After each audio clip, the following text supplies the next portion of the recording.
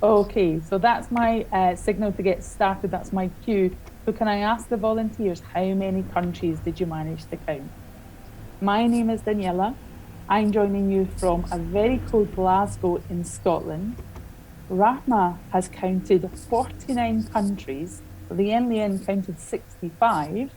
So let's say that we've beaten our record for this global final webinar of 2022. I'm an IELTS teacher, an IELTS teacher trainer, and I'm joined by the rest of the team, who are also a global group. We've got Louisa and Sarah in Paris in France. Joining us from Jeddah in Saudi Arabia, we've got Yasser. In London, in the UK, is Leila, and in Wales is Aidan. So can you say hello to them in the chat box as well? They're on hand to answer any questions that you have throughout today's webinar. But we're going to start with a quick question for you. If we can look at the first poll question. We'll ask you a number of questions throughout today's webinar. If you cannot see the poll, don't worry, we will always read the question out. This first poll is, have you taken an IELTS test already, and what score do you need? Remember, if you can't see the poll question, just pop your answer in the chat.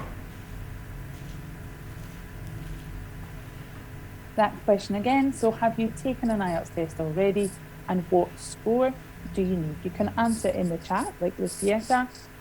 Thank you, Lucietta. I'll give you another 5 seconds for the rest of you to pop your answers in the poll. Okay, thanks, Inletta, for your answer too. Great, Yasser. Okay, let's have a look at the results of the poll. Okay, so the vast majority, 81% of you, are preparing to sit the test for the first time, but a few of you, perhaps you sat it before, but you didn't get your desired band, or maybe some time has lapsed and you need to sit it again. The majority of you seem to be aiming for above a band 6, with 44% between a 7 and an 8. Thank you for that. Just a reminder that none of our webinars, our Thursday webinars, are targeted for any specific band. Whichever band you're aiming for, you're going to get something from today's webinar. Okay, the next question, please.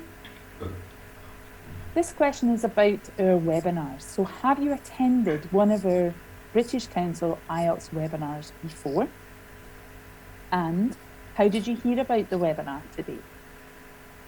So remember, you can let me know your responses in 2 places. Either the poll question, if it appears on your screen, or the chat. The only place I cannot see your answers is the Q&A box, because that's specifically for your questions to ask the rest of the team. And I cannot open the Q&A until the very end of the webinar. Okay, let's have a look at the results of this question. Okay, I'm going to take this as a compliment that 69% of you are returning.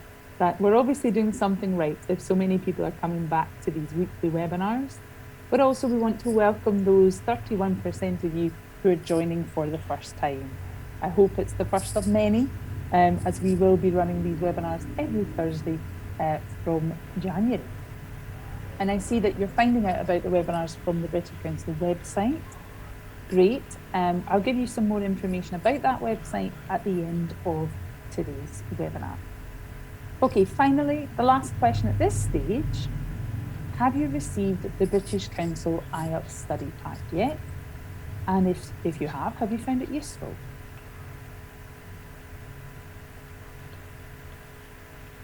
So answers in the chat box or on the poll, but no answers please in the Q&A. Okay, thank you very much. Parmis, thank you. Lucietta, thanks, Saru. Right, let's have a look at the results of the poll before we move on. Okay, a bit of a mix. So 56% of you said that you have received it. Well, we're going to put the link into the chat. Sarah's posted that in the chat box, so has Leila. Do click on that link, follow it, make sure you're registered for the study pack, because as you can see, those who have used it are finding it very useful. Okay, Very quickly, let's go through what we can expect of today's webinar. It lasts for 60 minutes. That includes time for questions. And I keep saying it to you, please keep using the chat box if I ask you a question. That's where I'm looking for your answer. If you answer in the Q&A, I will miss your answer. I'm not able to open the Q&A. The Q&A looks like this, and that's where you can ask us questions. The rest of the team are here to answer those questions. At the moment, there's about 400 of us here, so it may not be possible to answer every single question. My advice, look at the questions that are already there and like anyone that's similar to yours. The webinar is being recorded so that we can send you a link to the recording to your email. Now, last week's webinar, you may have noticed, Zoom accidentally sent an incorrect link. That problem has now been addressed, and you should receive the new link for last week's webinar if you were registered, and you will also receive a link for today's. If you do have any questions about your own test booking, please, this isn't the place to ask them, simply because we don't have that information. So the best thing to do would be to contact your local British Council Test Centre. And finally, please don't share phone numbers or any of your personal information. This is not the place to share phone numbers, WhatsApps, Instagrams. We take your own privacy very seriously here. And continue being as courteous as you always are. Let's get started. Let's look at what we're going to do today. We're going to start with a quick look at the writing assessment criteria before focusing on our vocabulary elements today by looking at a collocation, understanding what a collocation is, looking at different types of collocations and practicing those. We'll look at how that might impact the speaking assessment criteria, and then we'll look at the second aspect of vocabulary for today, idiomatic language. We'll do a bit of practice of that type of language before reviewing. The resources that I will finish with today will be very useful to you because we're about to take a break for the winter holidays. So do stay on if you can till the very end so that I can talk you through some of the resources you can use while we're away. Okay, let's get started. Now remember, answers in the chat box, please. We're going to start with this first element, the writing assessment criteria. Can you tell me, for writing task 2, how many are there? How many criteria are there?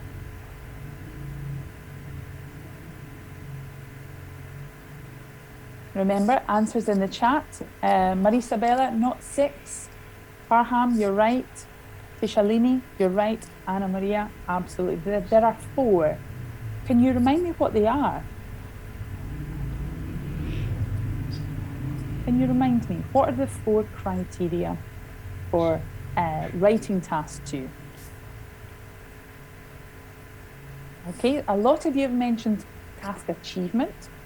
It's actually called task response when it comes to task 2, task achievement for task 1. So we've got task response, and Gabriella mentioned the next one, coherence and cohesion. What does that mean? If task response is how fully you've answered the question, what does coherence and cohesion mean? What does that refer to? What does that cover? Organisation and linking, Lien says. Absolutely. So the organisation, how you follow your idea through to the end, Julia says, and Sophie mentions the structure of your writing. Good. Let's move on to the criteria that's going to be our focus today, because today we're talking about vocabulary, and that's represented by lexical resource. And then, as Rahma says, there's also grammatical range and accuracy. So, as you may be aware, you're assessed on a scale of 1 to 9. You get a band score between 1 to 9 for each of these criteria. And your total writing score for the task is the average of 4, of all 4. For information about this, my advice is that you become familiar with the public band descriptors. If you follow the link which is coming through into the chat now, you'll see a public version of what the examiner uses. So the examiner has something that looks like this. Now, this is just to show you roughly what that link takes you to. I know you can't read it very well, but I wanted to just draw your attention to these public band descriptors. It's a very useful document. It's in the public domain because this is not the full version. Remember, the examiner has a much more detailed version of this, which contains some more confidential information. But we've got enough detail here to really help us with our own writing and to help us understand how your writing is assessed or what the examiner is actually looking for in an IELTS essay. Today, our focus is vocabulary. So which of the criteria is that? Which of the criteria focuses on vocabulary? Absolutely, Marisabella, Gabriella, lexical resource. So I'm going to just take an excerpt of lexical resource. So this is the same criteria, but I'm just going to focus in on this one criterion, and I'm only going to look at 4 bands for now. Remember, the first area of vocabulary we're looking for today is collocation. Where can you see the mention of collocation in the criterion? Which band? Thanks, Sanawat and Julia. Thank you, Salma. You covered them both. Band 7 and a band 8. So by aiming for an accurate use of collocation, this is really going to help you increase your band score. Remember, to get the band score, you do need to meet all of the other bullet points within that band description. But even if you're aiming for a lower band score, if you're not aiming for a 7 or an 8, it's worth paying attention to the use of collocation to try to improve it in your own writing, in your speaking, but also to understand it, because you'll hear collocations across all sections of IELTS, in the listening and in the reading test as well. So it's important we understand what this means. What is a collocation? How would you describe what a collocation is? Give me an idea. Remember, everybody, that I cannot see anything you write in Q&A. I can only see your answers in the chat. Thanks, Leanne. Thanks, Julia. Don't worry. Thank you so much for telling me that you're not sure. I think it's easier to understand if we actually look at an example. So we've got a sentence here that needs to be completed. For a healthy diet, people should avoid, and I'm going to give you some choices here. Trash food, junk food, or garbage food. Okay, Sarur, you're asking a really good question. We're talking about collocation in writing, and collocation is absolutely a feature of writing.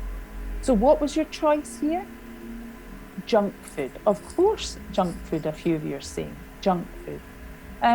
Okay, I agree with you. The answer is junk food. But why? Trash, junk, and garbage all mean the same thing. So why is junk food the only really acceptable answer here? Julia says because of collocation, all right? Chuck says because the others don't gel. Ahmed says because trash is trash and junk is junk. Okay, okay. But it's because it's a collocation, because they naturally belong together.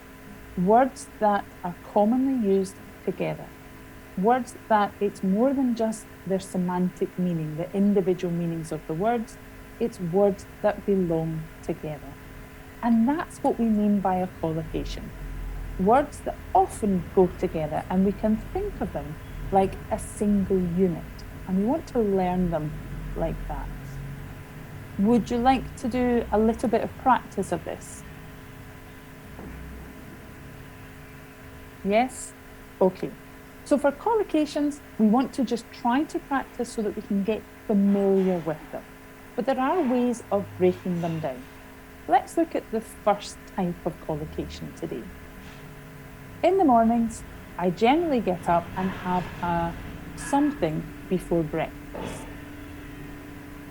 A rapid shower, a fast shower, or a quick shower. Now, I'm going to give you a bit of advice here. This today is an opportunity for you to practice your English. So when you're giving the answers, I ideally would like the full sentence, but maybe that's a lot to type. So I would like the full collocation. So rather than telling me A, B, or C, can you type into the chat box, please, what is the correct collocation here? Rapid, fast, or quick shower? Absolutely everybody, every single one of you got this right. Quick shower. So remember, and thank you as well if you are typing out the whole sentence. Remember, rapid, fast, and quick all have the same meaning. It's not about the individual meanings of the words, it's about the natural nature of words coming together. So let's look at what type of collocation this is. What part of speech is quick? What part of speech is it? Is it verb, a noun, an adjective, an adverb? What part of speech? It's an adjective, okay. And shower? What part of speech is that? It's a noun, okay. So that's your first type of collocation, adjective and noun. Would you like to do some more practice? Yes, let's do it. So keeping something is important for success in retail. Loyal customers, faithful customers, dependable customers. Type it out. Don't just tell me the letter. Type it out. We're not in a rush.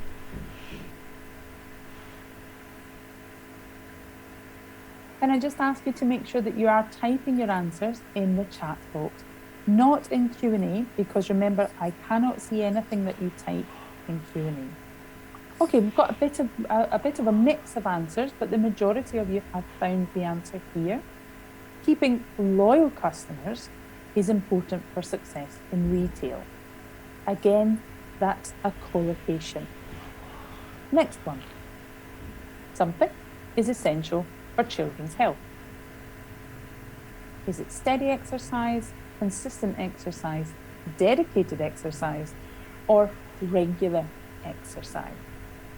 Remember, this is your chance to practice spelling, practice sentence forms, and also, if you take the seconds that it takes to type out the full collocation, there's a better chance of you actually remembering the collocations we do today.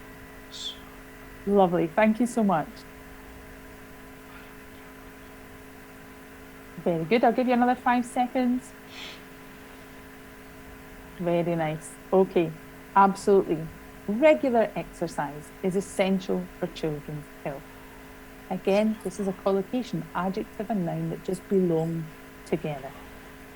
Okay, next one. Egypt has a something dating back almost 5,000 years. Wealthy history, rich history, affluent history, or prosperous history. Well done, Mert, Ezgi. Well done, Fatima. Well done, Kumar and Hashim. Oh, wow, everybody's getting this right. Look again, Alicia. Well done, Vida. Yes, the answer here is rich history. And one more for adjective and noun collocation. Rena, electric cars have strong engines, muscular engines, powerful engines, or mighty engines. Aya, well done for typing out the whole sentence. Remember, guys, we're not in a rush. So if you'd like to do a little bit of practice, you can type out the whole sentence, or at least the collocation, the adjective and noun collocation. Okay. So everybody, more or less, has picked this, powerful engines. Now, powerful means the same as strong. It means the same as mighty, maybe not muscular, because muscular is obviously to do with the physical form. So why is it powerful engines and not strong engines? Why? It's not to do with meaning, it's because it's the collocation. It is the natural way of saying it. It's not to do with meaning. I see a lot of you are breaking it down. Surur says because English people use it in this way. Well, not just English people, but English speakers, proficient and native speakers of English use collocations like this. It has a natural sound to it. Okay, that was our first type of collocation, looking at adjective and noun. Are you ready for the second type of collocation? Yeah, Martina? Okay. She has to something a presentation next week. Give, donate, grant, or provide. In the chat, please give me the full collocation, not just the answer alone. Give me the full collocation. What's the collocation here? Well done, Sophie, for providing the full thing. Well done, Anna Maria, for writing the whole sentence. It's going by really quickly. Hitet, well done for writing the collocation. Kabushi has written the whole sentence, and it's all absolutely correct. Moises, look again, because absolutely, this is our answer here, give. So what type of collocation is this? What part of speech is give? What part of speech? Is it a verb, a noun, an adjective, or an adverb? That's right, Sandra. It's a verb plus what? What part of speech is presentation? It's a noun. Fantastic. So shall we see a few more examples of this? Okay. Let's do a few more examples where we use verbs and nouns that collocate, that come together. So this one is over to you. I'm not going to give you clues for this one, but I want you to tell me what nouns can we use with the verb pay. I'll give you one example. Pay attention, which was Esgi's and Martina's idea. Monica had the same idea. Okay, give me some more. What other nouns can we use? Pay fees, pay the bill, Lee says. Pay tribute, lovely. Remember to write the full collocation, not just the noun alone. Okay. Remember, we're looking for a noun, the verb pay with a noun. So we've got, Mohammed says, pay respect, pay taxes, pay bills, pay money. Okay. Pay respect, a lot of examples of pay respect, pay homage.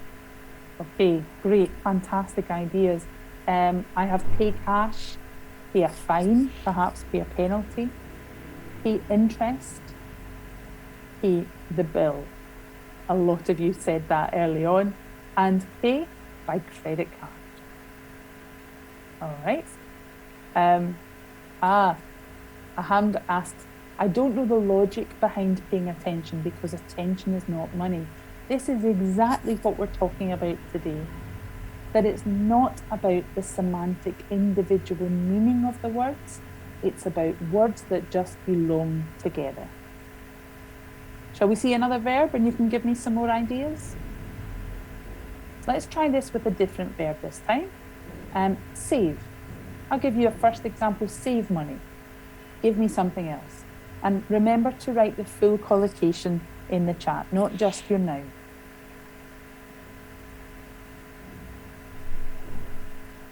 Great, we've got save time. Mansoor says save a life, save water. Svetlana, I'm sorry it went by too quickly, that was good. So remember, we're looking for a verb and a noun. Save money, save energy. What else do we have? Save trees, okay. So save time. Mansoor, you had this one. Save space. I didn't see that mentioned by many people. Save a seat, perhaps, to save a seat for someone. Save electricity. Sharmina's, this was yours. And save the planet. Anik said save the environment. Well, save the planet is a more natural collocation. Okay, ready for another verb? Yep, okay.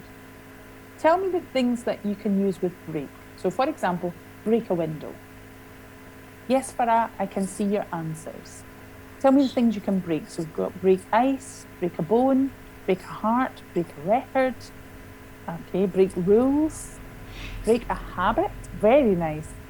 Trying to break a habit maybe in your New Year's resolutions.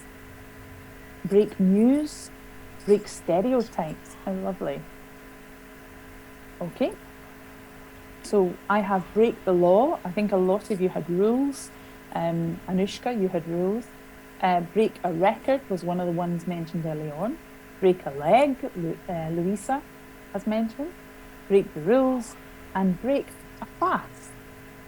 Okay. One more. Break a heart, Bernice. Oh my goodness. Okay, one more. Make. My example is make progress. Give me some more. Lee says contact, food, money. What else? Make the bed, friends. Sorry, I'm not able to see the names. It's simply because your ideas are coming through so quickly. And I just want you to just reflect on that. You already know collocation. The fact that you're able to come up with these ideas is because you already have an awareness of what this means. So we've got make a decision, make your bed. Okay, let's look at some examples here. Make a decision, make money, make a choice, make a difference. You have many, many more. We've got make noise, make lists. What else? One more maybe? Make a friend. Let's finish with that one. That's lovely. Okay, so that was our second type of collocations with verb and nouns. Shall we look at our final type of collocation, our third and final one? Yeah? Okay, Gabriella, thank you. So let's look at this one together. The regulations are clearly defined, obviously defined, plainly defined, or surely defined. Remember, Anna, you want to try to practice your English today. So try to write the full answer. Write the full collocation. If you want, you can even write the sentence.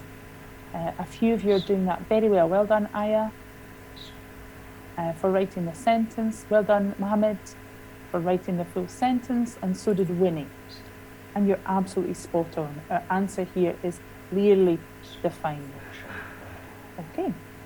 So what type of collocation is this? What part of speech is clearly? Absolutely, Svetlana. It's an adverb. And what about defined? Good. Adverb and adjective collocation. Let's do a few more practice tasks of this one. So if we're describing the movie, that movie is highly recommended, deeply recommended, really recommended, or greatly recommended. In the chat, if you can, at least give me the collocation if you're not able to type out the whole sentence. But well done, Mansoor. And who else has got the full sentence? Asham. Oh, sorry, it's going by really quickly. I know a lot of you are taking the time. Onoyeme, well done.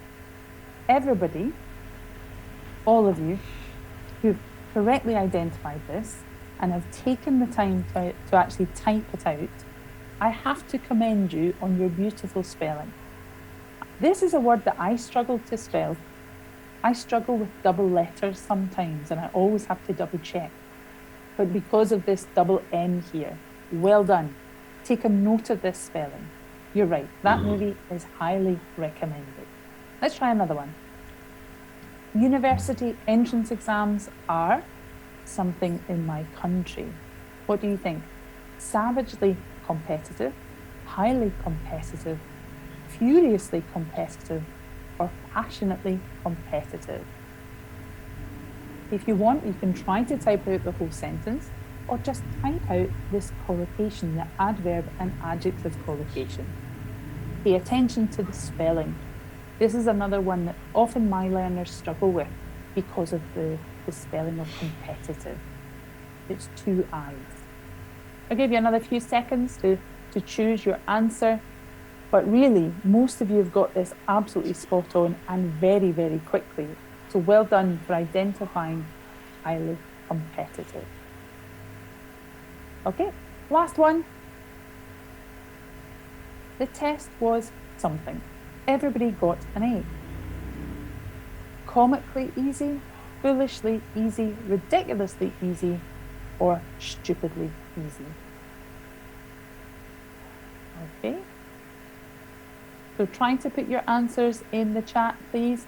If you want, you can write the whole sentence, or you can just write the collocation. Well done. Really pleased to see so many of you taking the time to type it out. Okay. Fantastic. So the test was ridiculously easy. Can you tell me why?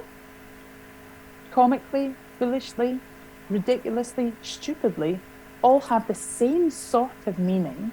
So why is it C and not one of the others? It's a natural, Ashraf says, it's a natural use of language. Malak, Julia, it's collocation.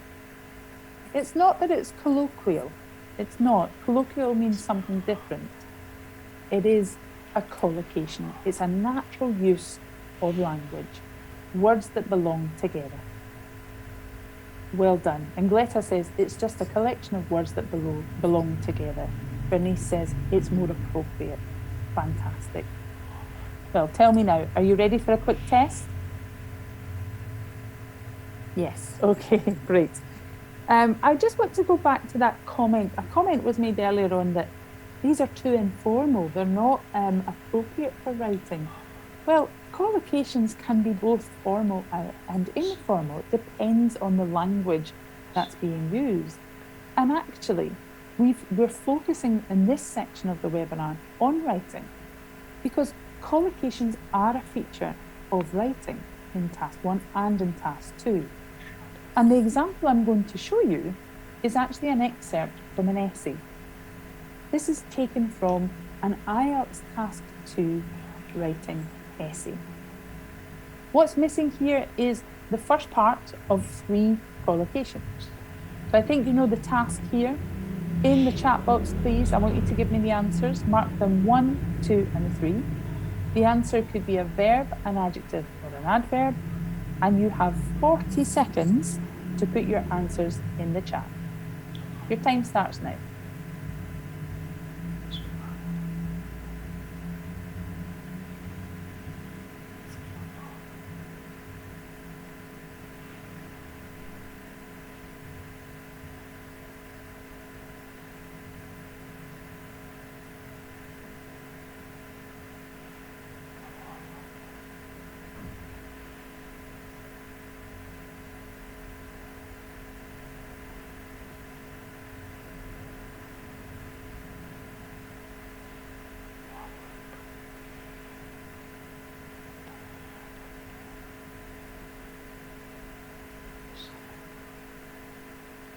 Okay, that sound signals your time is up. So tell me your answers to numbers 1, 2, and 3.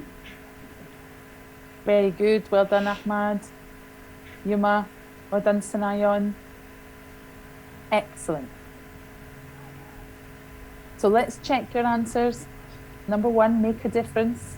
Number 2, highly competitive. And number 3, powerful engines. How many did you get right? Did anybody get 3 out of 3? Tell me your score or show me an emoji. You can use a thumbs up emoji or a happy face emoji. How are you feeling at the moment? We've got a thumbs up. We've got a smiley face. We've got somebody laughing. We've got a wee sad face. Sorry to see that. We've got a few emoji. A couple of sad faces. Okay. Don't worry if you didn't get this. Remember, we did this very, very quickly. But the reason I did this so quickly was this is what you need to do when you're learning collocations, is immediately put them into use. So when you're beginning to notice collocations, if you're studying vocabulary and you notice collocations, you need to record them. Maybe you've got a vocabulary notebook and then begin to use them.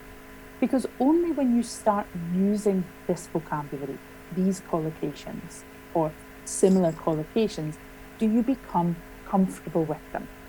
Do you get that natural feel for language? Okay, So we've spent the last half hour talking about collocations in writing. Where else could you use collocation? Which other part of the IELTS test, which other section of the test could you use collocations? Absolutely, Eshki. In speaking. In speaking. So let's look quickly at the speaking band descriptor. Can you tell me, do you know, there are 4 criteria for this one. Do you know the 4 criteria for the speaking test? We've got fluency, Julia says. Okay, yeah, we've got fluency and coherence. What else do we have? That's okay, Dermot. Let's look together. We've also got pronunciation and we've got grammar. You're right. We've got fluency and coherence, lexical resource, grammatical range and accuracy, and pronunciation. Which of these do you think you'll find mention of collocation? Which of the criteria? Surur is asking, are they used in listening too? Yes, an awareness of collocation is going to help you with every section of the test. But of course, when we're thinking about our production of English, our focus is on writing and on speaking. Okay. Lexical resource, absolutely. So again, I want to just focus on lexical resource. And where do you find collocation? Which band has collocation? Which band? Right, okay. So there we go, in a band 7. So I think we can say that for both speaking and writing, that being able to use collocations, being able to show the examiner, well done, Parnas, that you are aware of collocation is going to help you boost your score if you can do so naturally and appropriately. Remember though, you do need to cover all of the other bullet points within your band. Let's move on now to the other aspect of vocabulary we're going to look at today, which is this. Across these higher bands, we've got this term, idiomatic language, at band 9, at band 8, and at a band 7. So what do we mean by idiomatic language? What do you think this expression means? In the chat box, please. Nice, Salma, thank you. Salma says metaphoric. Claudio says something similar. Praveen says idioms. Julia says phrasal verbs. Canton says figurative language. Okay, nice. Mohammed has given me an example of an idiom. The example you've given me is of a very fixed idiom that we don't really use very much. It's raining cats and dogs. And a lot of you are saying that this is about using idiom. Be careful, because it doesn't mean that. It's not just about using figurative language. It's not just about how well you can incorporate idioms naturally into your speech. This expression, idiomatic language, it refers to phrases and expressions that come naturally to a highly proficient or a native speaker of a language. What natural expression have you looked at today already?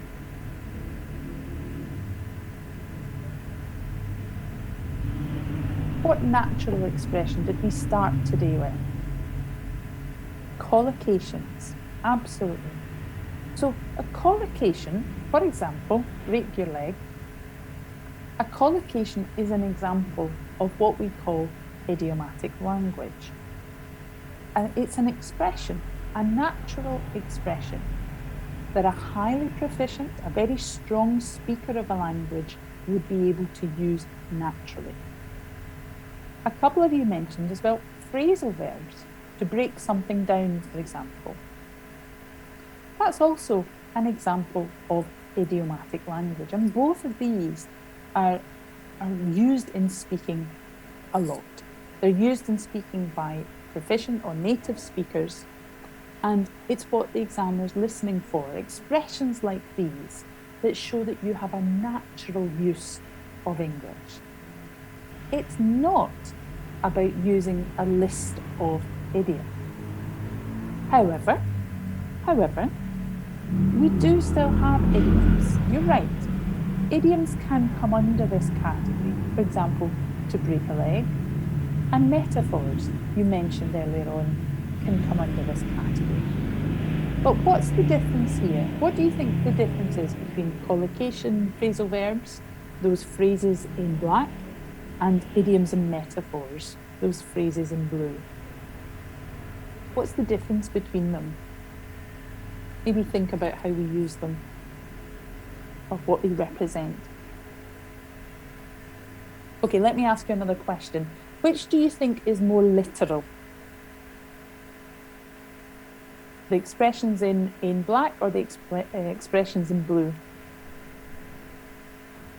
Okay, that's right. So the black expressions, collocations and phrasal verbs, are literal. The words say what they mean. Whereas idioms and metaphors have a figurative or a non-literal meaning. Let's look at what we mean by that. So, if we think of an idiom, for example, break a leg, do we mean this? Okay, it could be that you're very cruel and you're telling someone that you want them to go and break their leg. But if I show you the context the only context that we use this phrase in, it's about a performer going onto the stage. What do you think it means? Karima, you're right. Wanda, Melania, it literally means, good luck.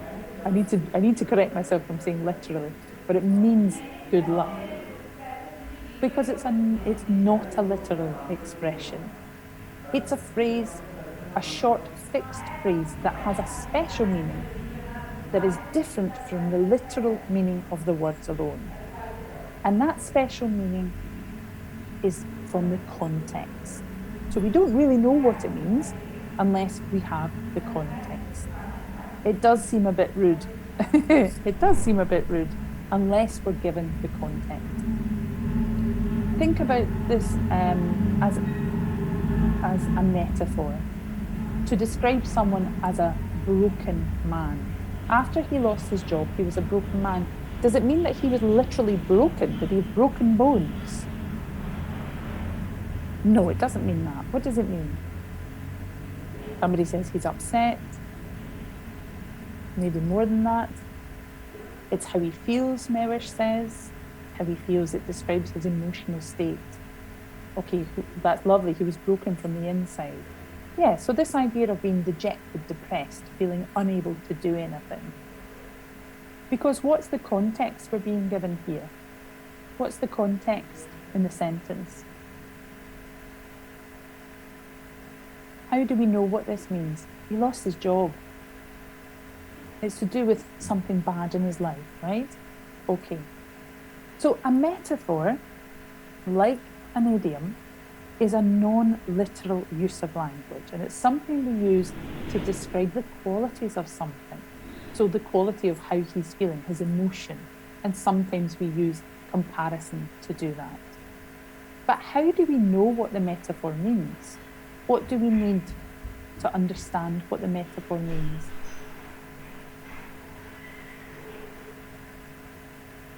From the context, absolutely.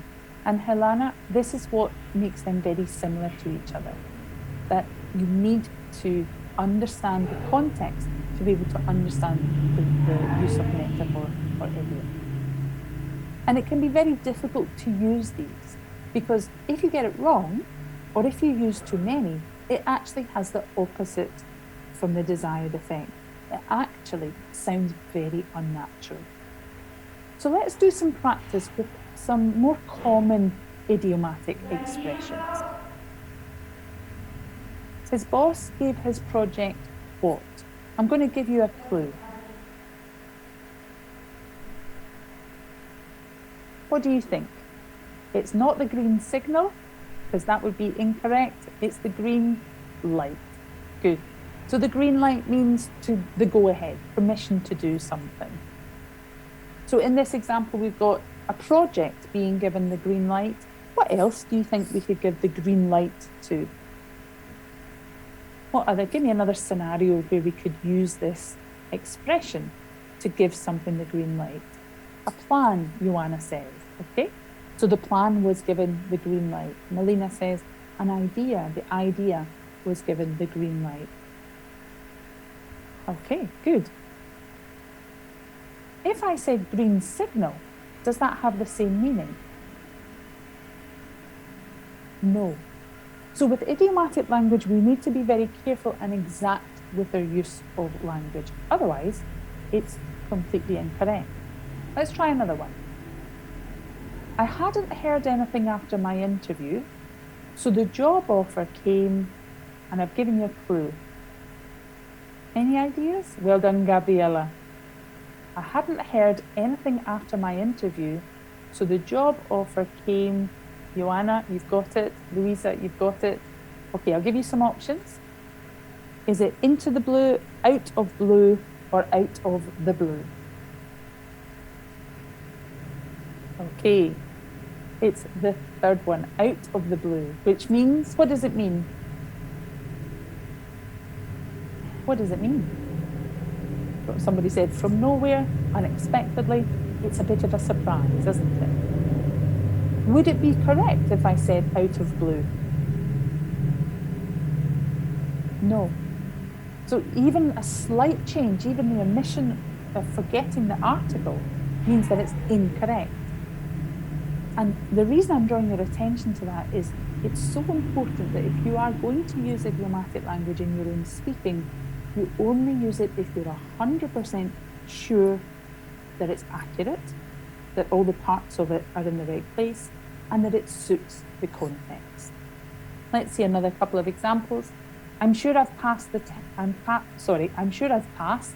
The test was, Yogesh, I can see you. No, it's fine, Yogesh. There's just a lot of people here today. So Yogesh, tell me the answer to this one. I'm sure I've passed. The test was, well done, Anna Maria. Absolutely. I'm sure I've passed though. So it was a bit of cake, a piece of cake, a piece of my cake. A piece of cake. A lot of you gave this to me as soon as I showed you that beautiful picture of a cake. Okay, well done. And what does that mean? I'm sure I've passed. The test was super easy. Fantastic. Okay. Last one for now. I love animals. So it's something when he talked about being vegan. Maybe this is not one you've seen before. But I've given you the options first this time. I love animals. So it struck a chord, hit a note, or played my chord when he talked about being vegan. Well done, Gerald. A lot of you've got this right. It struck a chord. What does that mean, to strike a chord? What do you think? I love animals. He talked about being vegan. You're linked, okay? A lot of you are saying to have sympathy. Aditya says to have sympathy with someone. Good. Patricia says it resonated with you. To have something in common with someone. Okay. Yes, absolutely. So if something strikes a chord with you, it connects with you in some way. It might help you to agree with someone or agree with something. So why would we use this language if we have to be so careful about getting it right, if we have to be so conscious of using the right form and of using it in the right context? Why are we suggesting you might consider its use? Well, first of all, it's only really appropriate in speaking. We wouldn't use this idiomatic language that we just used in the examples. We wouldn't use that in our writing. But if you felt confident with a couple of phrases and were able to use them in your speaking, it adds variety, adds range to your speaking, it adds a sense of style. As we saw when we looked at the band descriptors, this type of vocabulary is a feature of a higher order use of vocab. It's a feature of the higher band. So it may well help to boost your score, but that's of course only if you're able to use them naturally. So as a proficient speaker of English, we don't litter everything we say with very fixed idioms. We might use the very occasional idiomatic expression to add a bit of interesting or engaging style when we're speaking. Would you like to hear an example of this? Yeah, okay. Because I think I can talk about it for another hour, but it doesn't actually click until we hear some examples. So let's look at a question from the speaking test. This question, how might celebrities be used to influence public opinion? Which part of the speaking test is that from? Part 1, 2, or 3? What do you think? It's part 3, yes. What happens in part 3? So the examiner has a discussion with you, Julia says. That's right. The examiner will ask you more abstract questions, questions where you're asked to give your opinion on topic. We're going to listen to Leila and Yasser respond to this question. And I want you to tell me, I'll show you a poll question when we're finished. And I want you to tell me which one sounds more natural. Are you ready to listen? Let me know in the chat. Are you ready to listen? Okay. Let's listen to Leila first. So, Leila, how might celebrities be used to influence public opinion? If you can see PETA, they use celebrities to get to the public. There's this promotion where they get celebrities to go naked to show that animals are stripped, especially like seals and foxes and all that, for their fur. And it strikes a chord because it's a celebrity. Thanks, Leila. And Yasser, how might celebrities be used to influence public opinion? Well, it depends, as it's a bit of a double-edged sword. If a celebrity is not your cup of tea, then you're not going to just follow the herd. You'd go against the grain and turn the other cheek to whatever they're trying to palm off on you. There are two sides to every coin after all. Okay, so tell me in the poll question or in the chat, which response sounds more natural? Was it the first one? Was it Leila? Or was it the second one? I agree with you, Ahmad. So remember, we're asking which one sounds more natural? Okay, I agree with you, Parham, Uloma. I agree with you, Rivaria. I agree with you, Falaki and Kumar. Great, Asra, Princess, I agree with you too. Okay, interesting. If I show you the results of the poll, almost 60% of you preferred Yasser's. But look, in Leila's, in response 1, Leila fully responded to the question and used just a couple of idiomatic expressions in order to add some style to her answer. She fully answered the question. She used phrasal verb to get to the public. She used one accurate idiom. It strikes a chord. And that was just to add a little bit of extra information to her question. But Yasser didn't do this. What did Yasser do instead? Too many idioms. Yasser just crammed in as many idioms as he could possibly think of. So this has the opposite of what you're aiming for in the test. If you answer with just a list of idioms like this, it doesn't make a lot of sense. Your answer must be natural. You must fully answer the question and only use idioms. Rarely. They are there to add a bit of extra style, but they shouldn't be listed off, rhymed off, like Yasser has done. Sorry, Yasser, you don't win this one.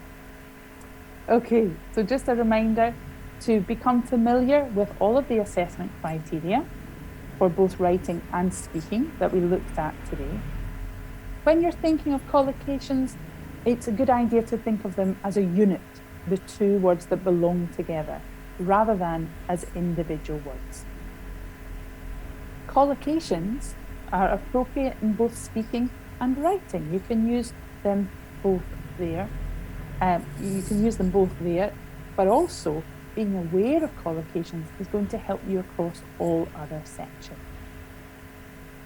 Use idiomatic language in the speaking test only if it fits the context, if it fits your answer, and only if you're sure that you can use this type of language naturally and accurately. To be sure your work starts now, keep a record of any new collocations. Keep a record of idiomatic language by paying attention to form and context. Okay. Before we move on to any remaining questions, I just want to remind you that this is our last webinar of 2022. We'll be off for the next few weeks. So do make sure that you're signed up to the self-study pack. The link to this is coming into the chat box right now. If you aren't already, please register for the self-study pack so that you can continue to work whilst we're away, whilst we're on the break for the Christmas holidays. Let's have a quick look at the questions and then I'll go through some resources. So can I ask the team, are there any remaining questions for us today? The Avengers team, if anybody can. Hi, Daniela. Hi, Leila. Felix just wants to check whether, I think he's on track. Felix says collocation is for writing, idiomatic language is for speaking. Is that correct? That's absolutely correct, Felix. Collocation is for both. Collocation appears in writing and in speaking, but idiomatic language is just a feature of speaking. Thanks, Felix. Thanks, Daniela. Muhammad Asraful is asking about the meaning of struck a chord. They don't understand how that links to being a vegan. Okay. Yeah, to strike a chord means that to have sympathy with someone or to have sympathy with an idea. So in the full sentence, we had an animal lover and a vegan. So someone who doesn't eat any meat products, doesn't have anything to do with any animal products.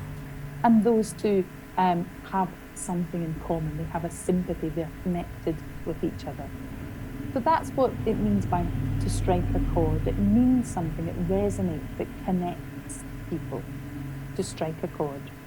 Have a look out for that if you want. Have a quick search of it immediately after this webinar. Time for one more, Leila? Yeah, not related, but a technical one, I think, about test day. Oh, it's jumped, sorry. That's okay. It's Fawad asking about whether they can bring their own pencil and things to the test day. You don't need to. It's a good question to ask.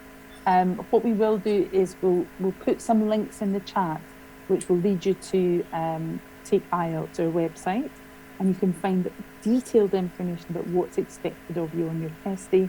You do not need to bring anything at all. Everything will be provided for you at the test centre by test day staff. Thanks, Thank you. Daniela. Thanks, Leila.